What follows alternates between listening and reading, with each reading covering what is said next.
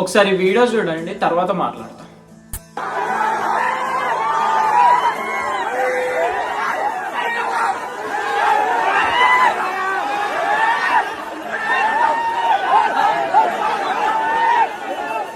Video చూసినాక ఒకటి అర్థమైంది, అసలు మీరు ఫ్యాన్స్ అంటారా మీలాంటి వాళ్ళని అసలు? అయ్యి అది హాస్పిటల్ దగ్గర ఆ పాపని తీసుకొని లోపలికి వెళ్ళనివ్వట్లేదు కనీసం. మీరు అంత క్రౌడ్ ఒకటేసారి మీద పడి వాళ్ళకి ఇబ్బంది అవుతున్నాక కూడా, వాళ్ళు అడుగుతున్నాక రిక్వెస్ట్ చేస్తున్నాక కూడా అంతమంది ఫోటోలు వీడియోల కోసం ఎగబడుతున్నారు. మిమ్మల్ని ఫ్యాన్స్ అంటారా అసలు? ఏ విధంగా ఫ్యాన్స్ మీరు అసలు? నాకు అర్థం కాదు. అది ఒక హాస్పిటల్ అని మర్చిపోయి అంత గట్టిగా అరవడం, ఉన్న పేషెంట్స్ అందరినీ డిస్టర్బ్ చేయడం, క్రాకర్స్ కాలుస్తారు ఇంకా.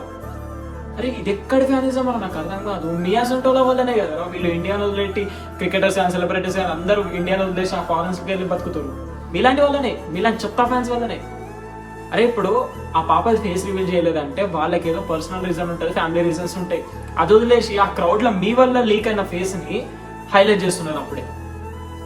అరే ఏం ఫ్యాన్స్ రా మీరు?